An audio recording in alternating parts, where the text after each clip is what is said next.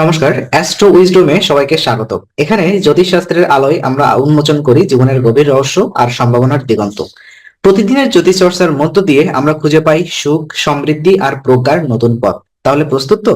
চলুন জ্ঞানের এক নতুন অধ্যায় শুরু করি, যেখানে প্রতিটি মুহূর্ত আপনাকে আলোকিত করবে। তো চলুন শিরোনাম থেকে আমরা জেনে নিই আজকের বিষয়বস্তু। বিবাহ মিলনের জোট বিচার কেন গুরুত্বপূর্ণ, এই ব্যাপারটা নিয়ে আমরা আলোচনা করব। তো জ্যোতিষশাস্ত্রে বিবাহকে শুধুমাত্র সামাজিক বন্ধন হিসেবে দেখা হয় না, এটি ব্যক্তিগত, পারিবারিক এবং সামাজিক জীবনের এক গুরুত্বপূর্ণ অধ্যায়। বিবাহের মাধ্যমে শুধু দুটি ব্যক্তির নয়, দুটি পরিবারের মধ্যে গভীর সম্পর্কের সূচনা ঘটে। এই সম্পর্ককে সঠিকভাবে পরিচালনা করতে এবং ভবিষ্যতের সুখী দাম্পত্য জীবন নিশ্চিত করতে জ্যোতিষশাস্ত্রের ভূমিকা অপরিসীম। জ্যোতিষশাস্ত্র অনুযায়ী বিবাহের আগে কুণ্ডলী মিলনের প্রয়োজনীয়তা অমূলক নয়, এটি বর এবং কন্যার মধ্যে শারীরিক, মানসিক ও আর্থিক সামঞ্জস্য নির্ধারণ করতে সাহায্য করে। এই বিচার ভবিষ্যতের সম্ভাব্য চ্যালেঞ্জগুলো চিহ্নিত করতে সহায়ক, যেমন মাঙ্গলিক দোষ, রাহু কেতুর প্রভাব অথবা পারস্পরিক মানসিক অমিল। এগুলির প্রভাব বিবাহিত জীবনে বড় ধরনের প্রভাব ফেলতে পারে। একটি সফল বিবাহের জন্য শুধু ভালোবাসা নয়, পারস্পরিক বোঝাপড়া, মানসিক সামঞ্জস্য এবং আর্থিক স্থিতিশীলতাও অত্যন্ত গুরুত্বপূর্ণ। তো জোট বিচারের সবকিছুর বিশ্লেষণ করতে সাহায্য করে এই এই ব্যাপারগুলা। এটি কেবল একটি প্রাচীন প্রথা নয়, বরং এটি প্রমাণ ভিত্তিক প্রক্রিয়া যা ভবিষ্যতের সুখ দুঃখ নির্ধারণ করতে পারে। সুতরাং বিবাহের আগে জ্যোতিষশাস্ত্রের সাহায্য, আপনি কুণ্ডলী মিলন এবং জোট বিচার করা গুরুত্ব কখনোই অবহেলা করা উচিত নয়। এটি জীবনের একটি গুরুত্বপূর্ণ সিদ্ধান্তকে সঠিক পথে পরিচালিত করতে সহায়ক। তো চলুন জোট বিচার কি আমরা একটু বিশ্লেষণ করি। তো জ্যোতিষশাস্ত্রের জোট বিচার একটি বিশেষ প্রক্রিয়া, যেখানে বর এবং কন্যার কুণ্ডলীয় বিভিন্ন দিক বিশ্লেষণ করে তাদের মধ্যে মানসিক, শারীরিক এবং আর্থিক সামঞ্জস্য নির্ধারণ করা হয়। এটি মূলত একটি মূল্যায়ন পদ্ধতি যা বিবাহিত জীবনে সম্পর্কের গভীরতা এবং স্থায়িত্ব বোঝাতে সাহায্য করে। জোট বিচার করতে গিয়ে আমরা প্রধানত অষ্টকূট বিচার পদ্ধতি অনুসরণ করি। তো হয়তোবা অনেকে এই ব্যাপার সম্পর্কে জানেন। এই পদ্ধতিতে কুণ্ডলীর 8টি নির্দিষ্ট দিক পরীক্ষা করা হয়, যা বর কন্যার সম্পর্কের মানসিক, শারীরিক এবং পারিবারিক দিকগুলোর উপর আলোকপাত করে। তো এই বিচার প্রক্রিয়ার মাধ্যমে কিছু বিষয়বস্তু আমরা জানতে পারি, যেমন ধরুন বর এবং কন্যার মধ্যে মানসিক সামঞ্জস্য কতটা, দাম্পত্য জীবনে সুখ শান্তি বজায় থাকবে কিনা, ভবিষ্যতে কোনো গুরুত্বপূর্ণ অথবা গুরুতর সমস্যা আসার সম্ভাবনা আছে কিনা, এই ব্যাপারগুলা। তো জ্যোতিষশাস্ত্র অনুযায়ী একটি সফল এবং দীর্ঘমেয়াদী বিবাহের জন্য বর এবং কন্যার কুণ্ডলীর মধ্যে মিল থাকা অত্যন্ত গুরুত্বপূর্ণ। তো অষ্টকূট বিচারের মাধ্যমে আমরা 36টি পয়েন্টের স্কেলে সম্পর্কের উপযুক্ততা বিচার করি। সাধারণত 18 পয়েন্ট, নট 8, 18 পয়েন্ট বা তার বেশি স্কোর একটি সফল বিবাহের জন্য আদর্শ বলে ধরা হয়। যদি কোনো দম্পতির স্কোর কম হয়, তবে সঠিক জ্যোতিষ নির্দেশনার মাধ্যমে প্রতিকারমূলক পদক্ষেপ নেওয়া সম্ভব। এই প্রতিকার বর কন্যার দাম্পত্য জীবনের স্থিতিশীলতা এবং সুখ নিশ্চিত করতে সাহায্য করে। তো জোট বিচার কেবল একটি প্রথাগত প্রক্রিয়া নয়, এটি দাম্পত্য জীবনের সম্ভাব্য সমস্যাগুলো চিহ্নিত করার একটি অত্যন্ত কার্যকরী উপায়। তো আমাদের একটু জানা উচিত যে কেন বিবাহের আগে জোট বিচার প্রয়োজন। জ্যোতিষশাস্ত্রে বিবাহের আগে জোট বিচার করা অত্যন্ত গুরুত্বপূর্ণ। এটি শুধু একটি প্রথা নয়, বরং এটি প্রয়োজনীয় বিশ্লেষণ প্রক্রিয়া যা দাম্পত্য জীবনে সুখ এবং শান্তি বজায় রাখতে সাহায্য করে। আমি আগেও এই কথাগুলো বলেছি আপনাদেরকে। বিবাহিত জীবন শুধুমাত্র প্রেমের উপর নির্ভরশীল নয়, এটি মানসিক, আর্থিক এবং শারীরিক দিক থেকে সম্পূর্ণভাবে সামঞ্জস্যপূর্ণ হওয়া প্রয়োজন। তো জোট বিচার করার মাধ্যমে কিছু গুরুত্বপূর্ণ বিষয়গুলো আমরা জানতে পারি, যেমন মানসিক সামঞ্জস্যতা। বিশেষ করে এখানে আমরা বলতে চাই যে বর কন্যার মানসিক স্তর, অভ্যাস এবং দৃষ্টিভঙ্গি মিল আছে কিনা। শারীরিক সামঞ্জস্যতা, স্বাস্থ্য এবং প্রজনন ক্ষমতার মধ্যে সামঞ্জস্যতা কেমন, এবং পারিবারিক আর্থিক স্থিতি, আপনার অর্থনৈতিক অবস্থা, বিশেষ করে বিবাহের পরে উভয়ের আর্থিক অবস্থা কেমন থাকবে, এবং ভবিষ্যতের যে সমস্যাগুলো, দাম্পত্য জীবনে কোনো গুরুতর সমস্যা আসার সম্ভাবনা, যেমন আপনার মাঙ্গলিক দোষ, রাহু কেতুর অশুভ প্রভাব বা নক্ষত্রের আমল, এই ব্যাপারগুলো আমরা এখান থেকে জানতে পারি। তো জ্যোতিষ অনুযায়ী জোট বিচার কেবল ভবিষ্যতের সমস্যাগুলো চিহ্নিত করাই নয়, সেগুলো প্রতিকারও করতে হবে। যদি বিবাহের আগে কুণ্ডলী মিলন সঠিকভাবে করা হয়, তাহলে দাম্পত্য জীবনের সম্ভাব্য ঝুঁকিগুলো দূর করা সম্ভব। একটি ভুল বিবাহ কেবল দাম্পত্য অথবা আপনার একটা দম্পতির জীবনের উপরই নয়, বরং তাদের পরিবারের উপরেও গভীরভাবে প্রভাব ফেলে। সুতরাং বিবাহের আগে সঠিক জোট বিচার দাম্পত্য জীবনকে সুখী এবং স্থিতিশীল করতে অপরিহার্য। এটি ভবিষ্যৎ পরিকল্পনা এবং সম্পর্কের সুরক্ষা নিশ্চিত করতে সাহায্য করে। তো আমরা একটু কথা বলি যে অষ্টকূট নিয়ে কথা বলছিলাম। অষ্টকূট ব্যাপারটা কি জিনিস? অষ্টকূট বিচার হলো জ্যোতিষশাস্ত্রে কুণ্ডলী মিলনের একটি গুরুত্বপূর্ণ প্রক্রিয়া। এটি বর এবং কন্যার কুণ্ডলীর মধ্যে 8টি নির্দিষ্ট দিক বা কূটের উপরে ভিত্তি করে তাদের সম্পর্কের গভীরতা এবং মানানসই হওয়া নির্ধারণ করে। এই বিচার পদ্ধতিতে 36টি পয়েন্টের একটি স্কেলে সম্পন্ন হয়, যেখানে প্রতিটি কূটের নির্দিষ্ট পয়েন্ট রয়েছে। যেমন অষ্টকূট বিচার কিছু গুরুত্বপূর্ণ দিক রয়েছে, যেমন মানসিক সামঞ্জস্য, দুজনের ব্যক্তিত্ব, অভ্যাস এবং দৃষ্টিভঙ্গি, ঠিক আছে, শারীরিক সামঞ্জস্য, স্বাস্থ্য এবং শারীরিক জীবনের উপযুক্ততা, পারিবারিক মিল, পারিবারিক মূল্যবোধ এবং দায়িত্বের সমন্বয়, প্রাকৃতিক প্রভাব, গ্রহ ও নক্ষত্রের অবস্থান এবং তাদের প্রভাব। তো এই এই যে আমি কিছু কথা বলতে চাই যে 8টি দিকের উপর ভিত্তি করে সম্পর্কের সামঞ্জস্য বিচার করে, যেমন বরণা, বাস্য, গণা, নাক্ষত্রিক, রাষ্ট্রদত্তি, গ্রহ মৈত্রী, ভাবকূট, নারীকূট, এই যে 8টি দিক রয়েছে, এই দিকের উপরে এটাকে সামঞ্জস্য বিচার করা হয়। তো কুণ্ডলী মিলনের পয়েন্ট স্কোর 18 বা তার বেশি পয়েন্ট থাকলে সম্পর্কের উপযুক্ত সম্পর্ক বলা হয়। 18 এর কম হলে অসামঞ্জস্যতা নির্দেশন করে, তবে সঠিক এবং প্রতিকার দিয়ে সমাধান সম্ভব। এটা 18 এর কম হলেও এটা প্রতিকার সম্ভব জ্যোতিষীয় শাস্ত্র মতে।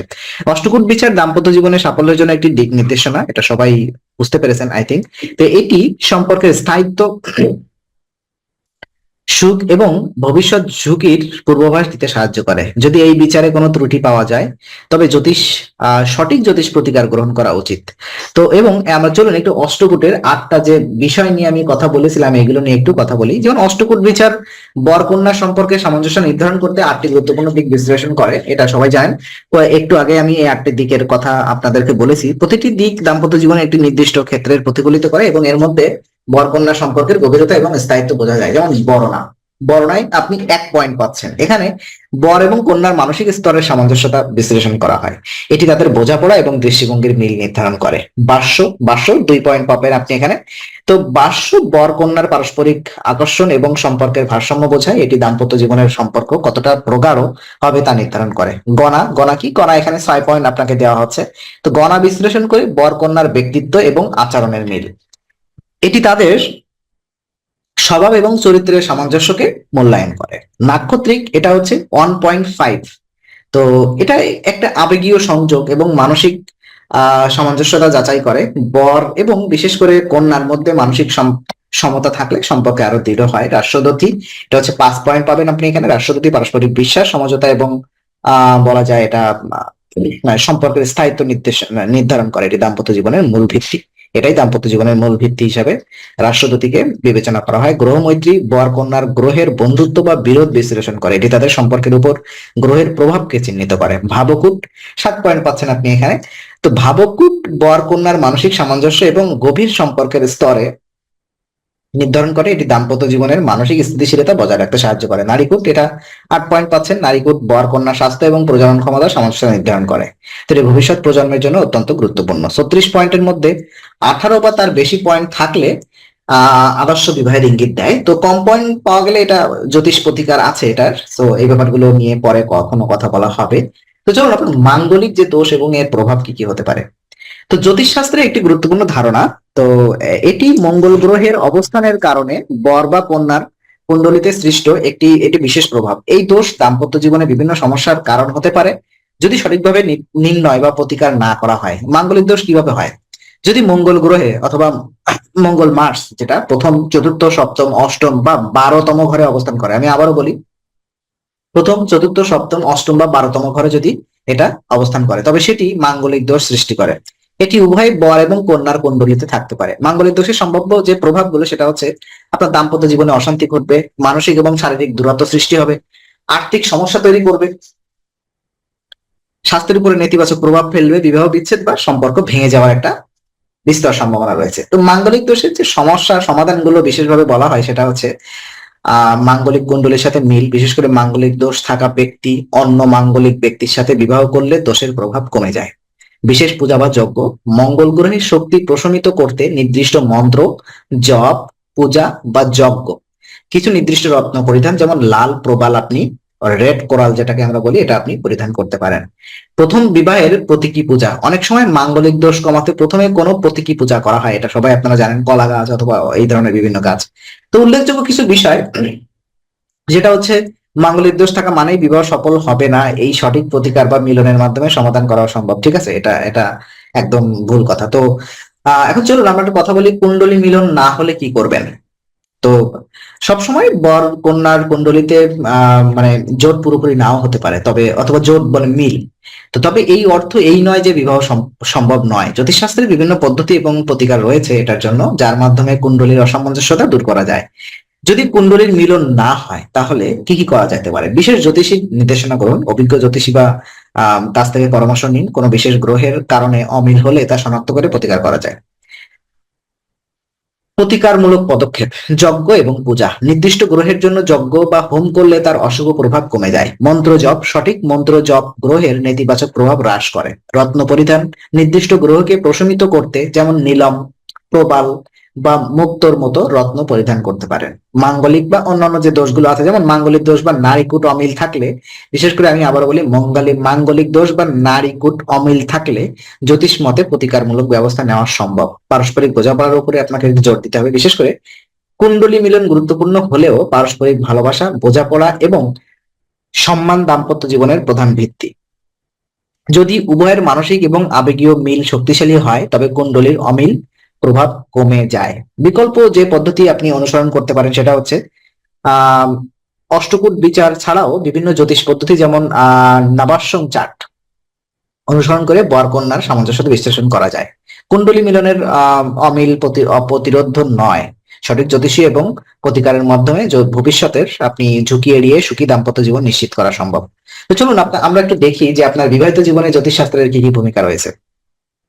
জ্যোতিষশাস্ত্র শুধু বিবাহের আগেই নয়, বিবাহিত জীবনে গুরুত্বপূর্ণ ভূমিকা পালন করে। এটি দাম্পত্য জীবনে সুখ শান্তি বজায় রাখতে সাহায্য করে এবং ভবিষ্যতের চ্যালেঞ্জগুলোর জন্য প্রস্তুত হতে সহায়তা করে। বিশেষ করে বিবাহিত জীবনে জ্যোতিষশাস্ত্র কিভাবে সাহায্য করে দেখেন: সম্পর্কের সমস্যা সমাধান: দাম্পত্য জীবনে কোনো কারণে অশান্তি বা দূরত্ব সৃষ্টি হলে জ্যোতিষের মাধ্যমে তার কারণ নিশ্চিহ্নিত করা যায়। গ্রহ নক্ষত্রের অবস্থান বিশ্লেষণ করে সমস্যা সমাধানের পথ খুঁজে পাওয়া যায়। স্বাস্থ্য এবং সন্তান সংক্রান্ত যে সমস্যাগুলো, কোনো দম্পতির সন্তান লাভের বিলম্ব বা স্বাস্থ্যগত সমস্যা থাকলে জ্যোতিষশাস্ত্রের সাহায্যে সঠিক প্রতিকার এবং দিক নির্দেশনা পাওয়া যায়। আর্থিক স্থিতি এবং উন্নতি: বিবাহিত জীবনে আর্থিক সমস্যা কাটিয়ে উঠতে গ্রহের অবস্থান অনুযায়ী প্রতিকারমূলক পদক্ষেপ নেওয়া যায়। বিশেষ দোষের প্রভাব প্রশমিত করে, যেমন মাঙ্গলিক দোষ, কালসর্প দোষ বা রাহু কেতুর অশুভ প্রভাব বিবাহিত জীবনে নেতিবাচক প্রভাব ফেলতে পারে। সঠিক পূজা, রত্ন বা প্রতিকারমূলক মন্ত্র ব্যবহার করে এগুলো সম্ভাবনা কমানো সম্ভব। দাম্পত্য জীবনের সুখ এবং শান্তি বজায় রাখার জন্য বিশেষ করে জ্যোতিষশাস্ত্রের মাধ্যমে দম্পতির কুণ্ডলীর সৌম্য গ্রহগুলো শক্তি বাড়িয়ে এবং অশুভ গ্রহগুলোর প্রভাব কমিয়ে সম্পর্ক আরো মজবুত করা যায়। বিবাহিত জীবনের প্রতিটি গুরুত্বপূর্ণ দিক জ্যোতিষশাস্ত্রের মাধ্যমে সুরক্ষিত রাখা সম্ভব। এটি শুধু একটি প্রাচীন জ্ঞান নয়, বরং এটি জীবনের ব্যবস্থাপনার পদ্ধতি যা দাম্পত্য জীবনকে সুখী এবং স্থায়ী করতে সহায়ক করে। তো এটাই ছিল আজকের আমার শেষ কথা। আজকের আলোচনা আমরা এখানেই ইতি করছি। তো আশা করি এটি আপনার মনে নতুন কিছু আলো সঞ্চার করেছে। যদি ভিডিওটি আপনাকে ভালো লেগে থাকে তবে লাইক দিতে ভুলবেন না। আপনার মতামত জানাতে আমাদের কমেন্ট করুন এবং প্রিয়জনদের সঙ্গে শেয়ার করে তাদের জীবনে আলোর বার্তা পৌঁছে দিন। আর অবশ্যই আমাদের চ্যানেল সাবস্ক্রাইব করুন, কারণ এখানে আমরা প্রতি মুহূর্তে নতুন আলো ও জ্ঞানের কথা নিয়ে আসি। আবার দেখা হবে, ততক্ষণ ভালো থাকবেন, শান্তিতে থাকবেন। নমস্কার।